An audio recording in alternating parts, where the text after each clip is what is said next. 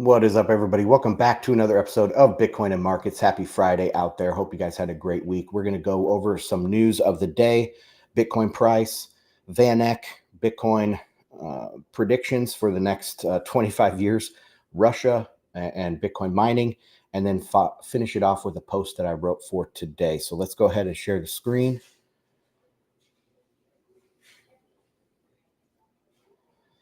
And this is bitcoinandmarkets.com. You guys can go there to subscribe free to get all my free content. I also have a premium tier. Check those out. Appreciate everyone that subscribes. I'm also live streaming on YouTube, Rumble, Twitter, and Telegram. If you're watching on Twitter, check out the YouTube and Rumble. Like, comment, subscribe over there. Those chats come up much easier to participate if you go over to YouTube or Rumble. All right. Let's go into the price chart here first. Bring this up. We had a nice rally into the death cross. I was talking about this rally in the death cross on the day of the low, saying that this death cross was coming up and we probably will rally towards the death cross. I didn't know if we would get there by the death cross time because this actually has not crossed. If we zoom in here a little bit, you can see that blue is still above the orange. 50-day is still above the 200-day by just a hair, just $100, $50 or so. And yeah, so the reason for this, the reason why I could make that prediction is because Bitcoin tends to rally towards these crosses, whether they be a death cross or a golden cross the other direction. And the reason for that, of course, is that this is a shelling point and people are looking at this. People are placing bids around this. They have that as a target, et cetera, et cetera. So that is the reason for this to be a magnet. It's not a coincidence that the price surged into the death cross. That is not a coincidence. It's predicted. Okay, so that is Bitcoin. And what can we expect? Let's zoom out here a little bit. But apparently they're not. So apologize for that sound in the background if you guys can hear that. All right, I got a sinking feeling that I was muted somewhere on Telegram maybe. No, I'm good. Okay. So this megaphone pattern is holding up very nicely. It looks very pretty. If we go onto the weekly and then we zoom out to previous, oh, sorry about that. Go back to the previous cycle here. Pre-COVID, we also had this megaphone pattern. We had this COVID crash and then higher. The reason why I labeled this "we might be here" is because of the 50-week. So this blue is now the 50-week. And you can see price crashed down into that, found support on the 50-week, and then reaccelerated. Of course, at this point, if we rewind the clock back to January of 2020, I'm thinking this is possible right here. That was, the bull market could continue right off of this high pre-COVID. But then COVID hit, and we went all the way down to the bottom of the megaphone before we come back, test the top, and then finally break out. We can extend this way, find the price finding support on this previous resistance now turned into support. So what does that have to do here? So if we do break out from this, this could be, we have this golden cross, but we didn't have that back here. And let's go back to the last golden. We do not have a golden cross because we went significantly below the 100-week, which hadn't happened in other cycles, as you can see. Really, COVID did close just below it, but it went up the next week. So this is the first ever golden cross on the weekly, and we're testing back support on the 50-week, which is roughly the 1-year moving average. And yeah, so if we go up, let's get a path. We could go up, test the top of this, and then break out. That would be similar to what we have seen back here. So very interesting stuff. Okay, where else am I going on this? Let's take a look at the Van Eck prediction for the Bitcoin price. I did post this into Telegram, which I will go and pull up since that's where the link is. Okay.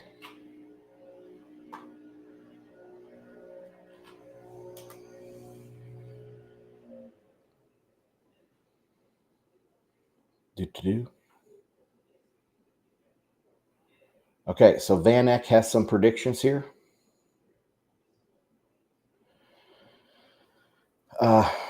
One of the world's top investment firms, they did have the first gold ETF, and they were amongst the first Bitcoin ETFs. So that's the type of company they are. They also have Ethereum ETF, which is a strike against them. But they released their 2050 Bitcoin price predictions. And I was going over this in the pregame show on Telegram. If you guys want to join that, you join the Telegram at t.me/Bitcoin and markets. That's the main community. So I do about 5-10 minutes pregame show over there, and then we go live on the other platforms. But okay, so their worst case scenario in 25 years from now, 26 years, 6 halvings, their worst case is 130,000. Now, what I was saying on Telegram is that to me, that's zero. So remember, Satoshi was saying that price is either going to be zero or going to be a lot, right? It either fails or it's going to be a lot. To me, in 25 years and 6 halvings, this is failure. And why wouldn't your worst case be failure? So their worst case should be zero. That would be my worst case. Worst case by 2050, Bitcoin is zero. Any other case, this is way too low. Base case is 2.9 million. And I crunched some quick numbers before going live, and that comes out to just, what was it? It comes out to just under 35 sats per dollar. Because I'm thinking by 2050, the dollar is going to be backed by Bitcoin. And so the base case depends on where that peg is. Okay. So base case, the dollar gets backed by Bitcoin. It gets pegged at some point. What point does it get pegged at? And why would you choose that? That's the base case for 2050. Very interestingly, this is $35, 35 Bitcoin, 35 sats per dollar. And the Bretton Woods standard was $35 per sat. Oh, Jesus. Per ounce.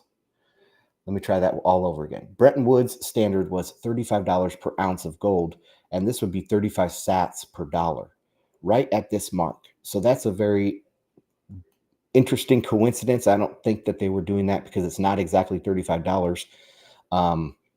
But that would be amongst the base case. I would say my base case is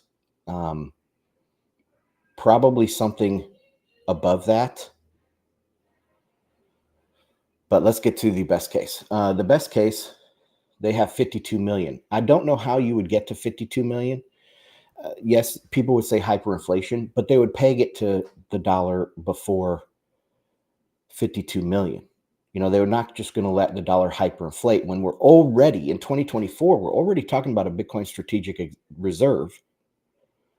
Many states have said this is money.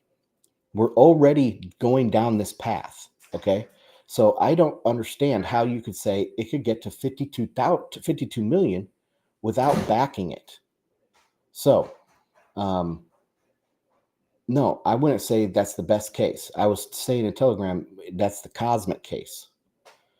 That's really a cosmic case that is not in the realm of possibility. The best case in the realm of possibility, in my mind, is about 10 million. Because that's 10 sats per dollar, and that's where I think the highest peg would be. I mean, you could argue it would be 8 or 5 sats per dollar, but 10 sats per dollar is right around where I would say the best case, and that's $10 million per Bitcoin. So going back to the base case, where would that be? Yeah, this is right around a good base case. 3 million, maybe 5 million for a medium of the road kind of projection for 2050. But I do think by 2050, the dollar will be backed by Bitcoin. And so it just matters of where that peg is. Okay. So interesting predictions here by Van Eck. Next story I want to take a look at is this Bitcoin. Stand by one second.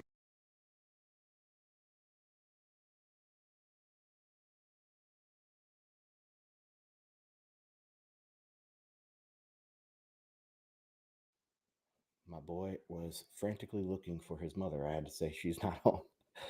Okay. What was I going to? Oh, let's take a look at this Russia news. So Russia has apparently made Bitcoin mining legal. And my commentary on this originally was that Zero Hedge's headline. Okay, Zero Hedge has this headline of Putin signs law legalizing cryptocurrency mining in Russia. What cryptocurrency are they talking about? Bitcoin, of course, the 99.999% mining. If you were talking about any other cryptocurrency, there would be no reason to legalize it because nobody in Russia is likely doing it, or maybe one or two people, maybe a handful, like nothing that would even come onto anybody's radar unless it was Bitcoin. And so this just shows they're scammers. And, they still have me blocked on Twitter after, I don't know, 8 years. No, let's see. Yeah, roughly 8 years back in the scaling conflict. I called them out on Twitter as being scammers, and they blocked me, and they have never unblocked me. But yeah, this shows me that they're scammers, 100%. But okay, let's read into this. Russian President Vladimir Putin has officially signed a law that legalizes cryptocurrency mining in Russia. According to a report by Russian news agency TASS, the law introduces several key concepts, including digital currency mining, mining pools, and mining infrastructure operations. Mining activities are now recognized by Russia as part of turnover rather than the issuance of digital currency. Interesting. Because, the inflation rate is so tiny, it's not that they're not considering an issuance, even though revenue is still heavily coming from the block reward, something like 95%. They're not considering it issuance. They're considering it turnover or ongoing, like maintenance, the confirmation or the ordering of transactions.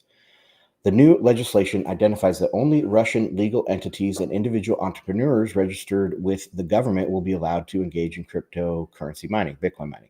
However, individual miners can participate without registration. Okay, that's good. Individual miners, provided their energy consumption remains within government set limits. Okay, this isn't perfect, of course. This isn't completely free market, but it's not a ban, guys. It's not a ban. And just go back 6, 8 years, this would be so lenient in our best wishes and dreams of how the governments would treat Bitcoin and Bitcoin mining. What our wildest dreams could not expect. If you went back to 2016 and you asked me, or pretty much any Bitcoiner back then, what is your best case for how governments treat Bitcoin in the year 2024? Everyone would say they're trying to ban it. Almost everybody. But no, that everyone's warming up, everyone's coming around. And this is just the first step. This isn't like the end all be all. Okay. Same with Bitcoin, American regulation, this Russian regulation, Chinese regulation, whoever, European regulation. This is not the end. These are just the initial steps. Okay. So first they do this, then they make it completely unregulated. Maybe not. But this is not the end all be all. Okay. Additionally, the law permits the trading of foreign digital financial assets on Russian blockchain platforms. I don't know what that means. Russian blockchain platforms. I guess if you are running a altcoin from Russia, like you're a registered entity in Russia and you have a altcoin, they made that legal. I don't know what a Russian blockchain would be. However, the Bank of Russia retains the authority to ban the placement of certain assets if they are deemed a threat to the country's financial stability, which no altcoin is going to be. Okay. No altcoin is going to be a threat to Russia's financial security because they're so little and they're scams and they're not going to grow. They're not going to catch on. They're dying. Look at Ethereum. Big King Daddy scam altcoin is dying. These things are all dying. None of them are going to come and threaten Russia's financial stability. So they're not going to ban any of them, probably. Russia is also home of the Ponzi scheme, by the way. They love their Ponzi schemes over there. But so the only one that they could possibly think about is Bitcoin that would fit this, a threat to the country's financial stability. But they too can just buy Bitcoin and have a strategic reserve. Then they benefit from it going up. And they're not dumb. They know this. Trump gets it. Billionaires get it. Putin gets it, I'm sure. It's not a threat if they own a lot of it. Okay, according to TASS, during a recent government meeting, President Putin emphasized Russia needs to seize the moment in establishing a legal framework for digital currencies. They do. I mean, not digital currencies, just Bitcoin. A legal framework for Bitcoin. This would be a good time to seize the moment. I saw a chart, and I don't want to look it up right now, but it shows the breakdown of Bitcoin mining by jurisdiction. China still is up there. I don't know how they are figuring that because it went to zero. Now it's back to 57%, as if they never left. So I don't know exactly how they're figuring that, but they say that China has like 57%. The US has like, I don't know, 20, 30%. And then there's the other. Well, Russia has a great opportunity to become a huge mining country for Bitcoin. So they do need to seize the moment on that and bring that, make that a strategic interest of their country. He highlighted the potential of digital currencies to contribute to Russia's economic development, stressing the need for proper regulation and infrastructure. The law is set to take effect 10 days after its official publication, except for specific provisions that may have different implementation dates. All right, so that's some positive news from the Bitcoin mining. And the last thing, let's go through the post that I posted just today on bitcoinandmarkets.com. This is the free tier. I'm doing roughly 4 posts a week on the free tier, and then 1 of the premium tier. And this is what I put out just today, about an hour ago. Macro Minute. Commodities under pressure, support recessionary signals. So if you guys have been around for a while with my content, I do expect Q3 to be the interesting times that we live in going into recession. Whether it's this Q3 or next Q3 or whatever the case is, the Q3 is when most of the action happens. We can also have times in Q1 as well, but those are not generally as significant as Q3 historically. So I do think that we are sliding into recession. We're sliding into global recession. We are in the midst of a deflationary collapse of a credit bubble that has been blown over the last 50 years. And you could even go back 75 years. So the earth was globalizing, credit was expanding. They unleashed this ultra elastic currency in the US dollar after 1971. And the Eurodollar system just blew up and expanded, bringing everybody out of poverty. And now we are at the tail end of that. This is a classic Austrian boom bust cycle where the credit expands and then the credit has to deflate. So we are in the deflation half of the boom bust cycle. They can't kick the can down the road, but they can never get back to the boom. We are in the bust. We can't get back to the boom until we have the bust. There's also other things that go into this, like demographics. Demographics are huge. Also, the way that the bust makes it more of a zero-sum game. Now, you can think of that zero sum in a domestic economy, but think internationally, a zero sum game. What's going to happen?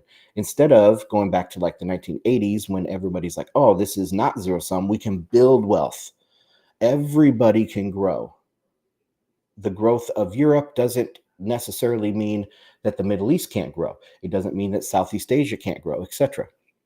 But now we are getting into the bust, the deflationary bust, where everything becomes a zero sum game, or at least feels like a zero sum game. And so trust breaks down. Credit doesn't work very well in that system. So we are in the bust with lowering international trust and lower fertile soil for credit in general, and demographic crisis, where a generation in some countries, a handful of countries, in 20 years, the population will be close to half or maybe 30% lower than it is today. And with demographics shifts like that, you simply cannot maintain, one, the economic activity that you've enjoyed, because those productive younger workers are now 65 and retiring and want to retire. But you also don't have the innovation and the new up and comers that are demanding credit. So credit is going to shrink, and money is credit today. So this is a deflationary thing. Now, that's how I approach this that's my general macro thesis. And now let's jump into some commodities, and they support recessionary signals. So the first one I take a look at is oil. And this is just a summary of the last few years and how I have been interpreting this. The things I want to point out is that the market knew that there was something going on with this Russia stuff. The market knew before other people knew, before it happened. And people will poo-poo that idea, but look at the dang chart. The market knew. Same thing with October 7th. The market knew. But it came up and topped out at that 95, which is right where it topped out in the pre-Russia-Ukraine push. Okay. Then we have OPEC cuts here in green, many, many OPEC cuts. They total out to be like 5.8 million barrels per day, almost 6 million barrels per day. Okay. Oh, let me go back to that. These red lines are just the lower highs that we're seeing, weak lower highs. And then we have the 50 and the 200-day moving average in here. This 200 week moving average has been support. Look at this. It has been support all along this zone. And now what happened just recently? Boom, it fell down. Even with the assassination attempt that I've marked here. So I've marked these important dates. Even with the assassination attempt, it is down below the 200 week. And we're approaching a 50, 200 week cross, which is extremely negative. If you go back here to 2020, we had this kind of the same sort of consolidation pattern here, which we'll look at next. But then the bottom just fell out when they had the death cross on the weekly. So that's pretty bad.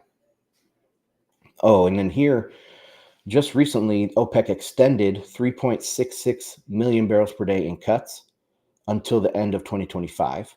But 2.2 million barrels per day in cuts are set to end in September. What do you think is going to happen to the price when 2 million barrels a day start flooding the market? Okay, stand by 1 second.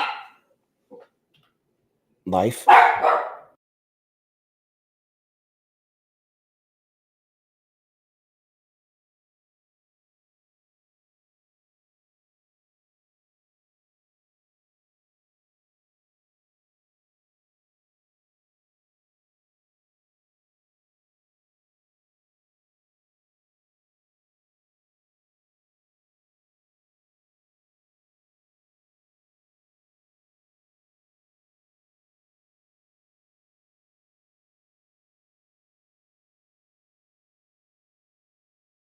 Oh, kids, when they go back to school, we won't have these kind of interruptions. All right, so where was I? Oh, talking about oil. Despite aggressive OPEC production cuts of 5.85 million barrels per day, approximately 6% of global oil consumption. 6% of global oil consumption. Despite that, price is very weak. Now, this is kind of what I've been expecting. If you watch my live streams, you guys have seen me draw this out a couple times, but this is, we kind of saw this in Bitcoin in 2018, if you remember that. But just this, what's the term for this? Deteriorating sine wave or something. We got this going down, and we're coming up to this bottom, like I showed, that 200-week moving average, and something's going to happen. If you watch my live stream, I talk about this. Whether this trend continues is uncertain, but my theory suggests that the price will eventually approach a breakdown point, not a break up point, a breakdown point. We are currently in an overall oil glut, and people don't like when I say that, but we are. We are. Just think about OPEC has cut. Oh, and I should make this bigger. Sorry, dudes. OPEC has cut 5.8 million barrels per day that they could be producing. And price is still weak as hell. What does that tell you? If they were producing 5 million more, where would the price be? It would be down $30, $40 a barrel. So we are in an overall oil glut. And also, additionally, the U.S. production has been stymied by the current administration.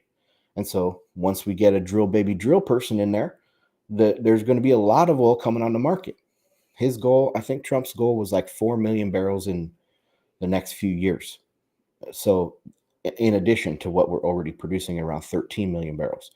So we're talking 10 million barrels a day when we're going into recession period with declining demographics in the most important economies. We are in an oil glut, very reminiscent of the 1980s and 90s. If you go back on the chart, you can see this perfectly. However, this one could extend quite far because of these demographic shifts.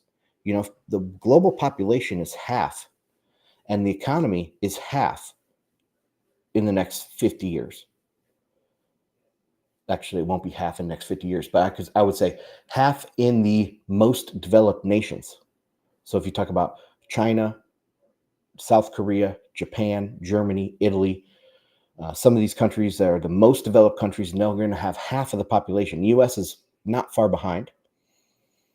They're going to have half the population. So half of the GDP, half of the population in the developed countries, we could see huge declines in demand for oil. Yet we have the ability to pump all this oil. So the price of oil is going on a secular downtrend. There will be periods of disruption and uncertainty. Price may spike, but over a 10-year time frame, you can be guaranteed price is not going to be going up. If anything, price is going to be going down into the foreseeable future because of the demographic shifts, because of the bad economy, because of the overall supply is so high. All right. Natural gas has been relatively uneventful. European futures, and I give you guys all these tickers so you can track them on TradingView as well. And if you want to get on TradingView, I do have an affiliate link. I'll have to find that. But okay, European futures are rising slightly, but far below the prices seen during the pandemic following the start of the Russo-Ukrainian war. U.S. Henry Hub natural gas futures are near record lows and are only being held up by the anti-energy policies of the current administration. U.S. gasoline futures are tracking closely with oil or slightly lower relative to moving averages, and this could get, even go down faster than the oil price because of the SPR releases this year, most likely to happen. Okay, so that's the energy and oil. Let's go on to the next section. That's copper. I published this chart right down here.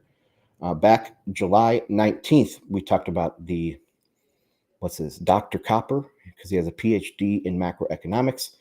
And I explained the hoarding FUD back then. My quote from back then was, I was surprised by the recent spike, but will still be proved correct as copper continues to decline. Global economic activity is definitely decreasing, and copper demand along with it. China is now selling copper, and the mining will likely recover from the past 25-year lows.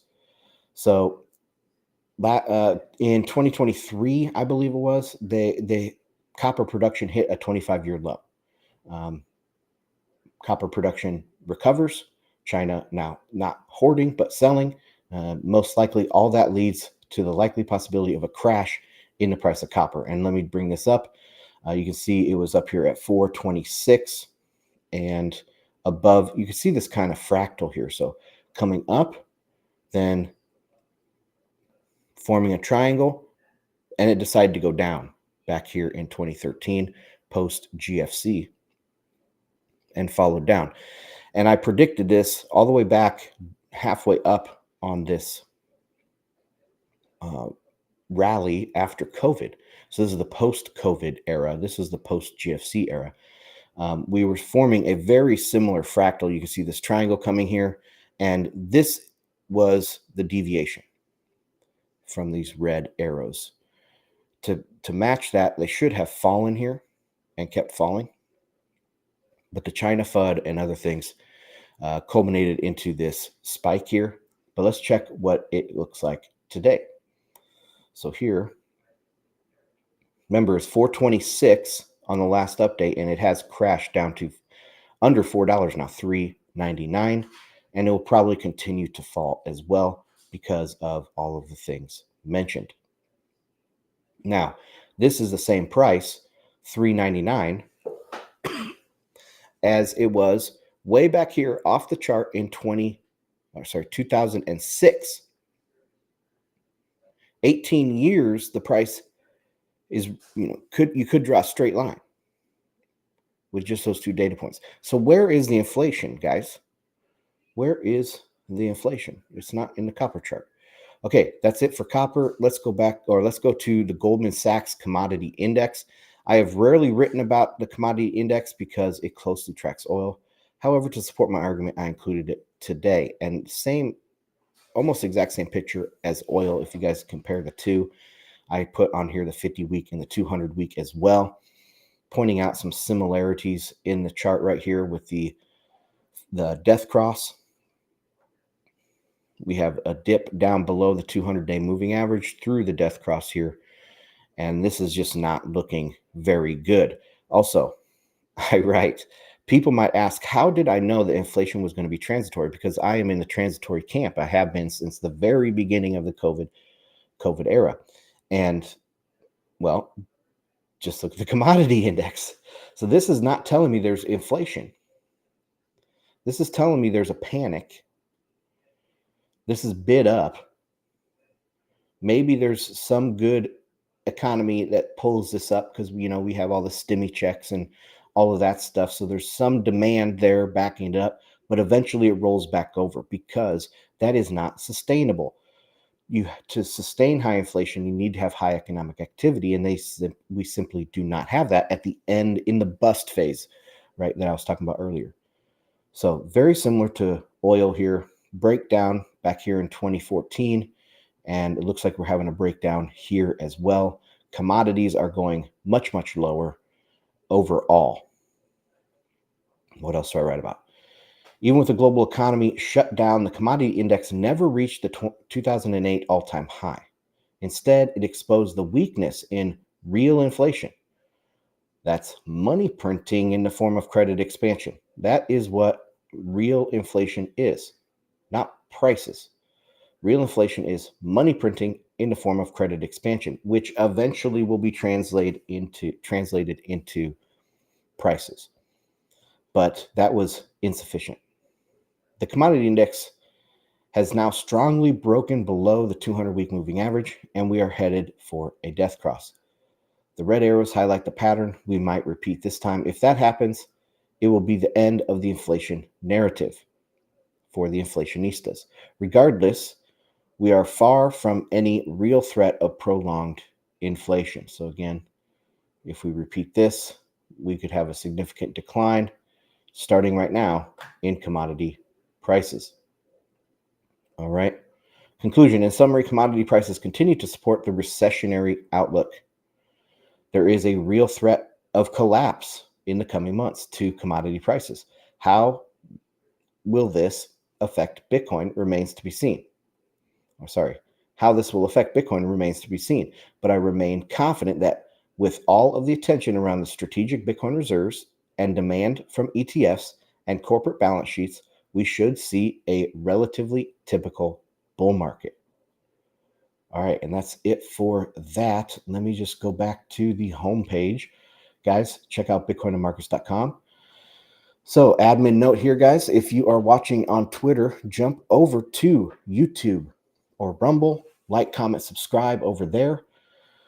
Take a look here at the comments. Dex Invictus back with us. What's up, my man? Let's check Telegram for any comments. If you guys have comments, put them into the chat. All right. Spag, you said you didn't hear the mower. Okay, good. It was like it's like a riding mower that those guys come to your yard and stuff. The neighbor was mowing the yard right outside my window, but that's good if you guys couldn't hear that. Larry Jr. asks, are these predictions in today's dollars or inflated dollars? That's a good question.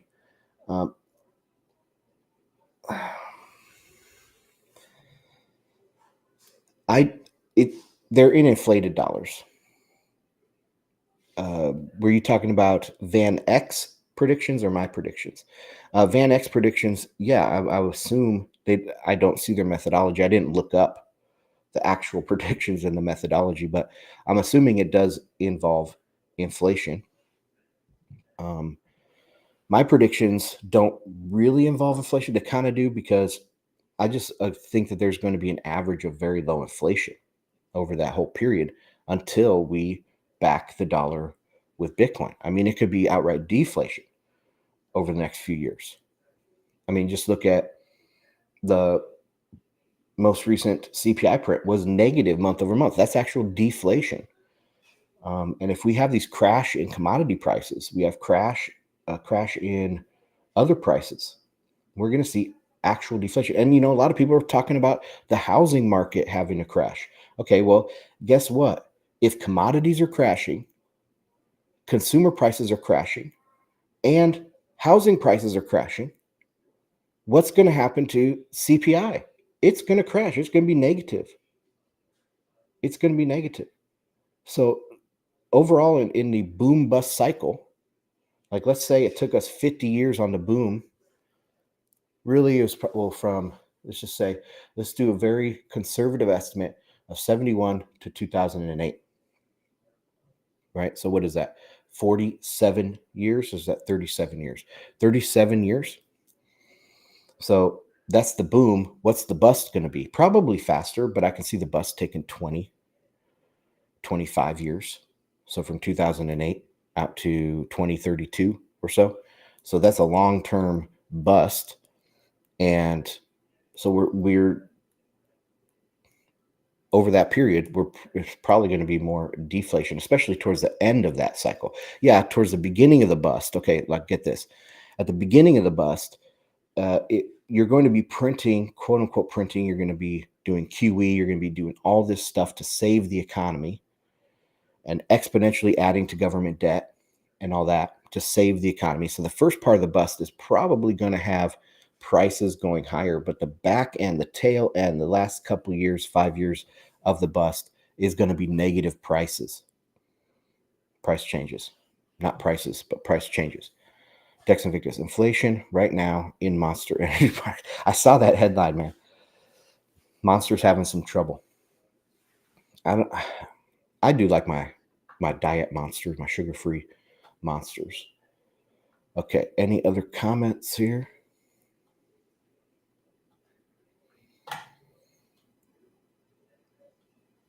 Larry Jr. Yeah, inflation rate would be very hard to predict, so I think we should always use constant dollars. Yeah, but how do you do that? How do you use constant dollars? Do you use constant dollars in gold? in Bitcoin. You do constant dollars in bread and meat. That's what the CPI tries to do, right? Tries to give us something, a deflator or an inflator to use constant dollars. But how exactly do you do that? So that's the hard part. All right. Going once, going twice on other comments. Text. I'm a Bang energy guy. Only $2 now. Yeah. Yeah. Those are good too. Let me see. I'll bring this out right here. You can see that, Dex. I had a Bang today.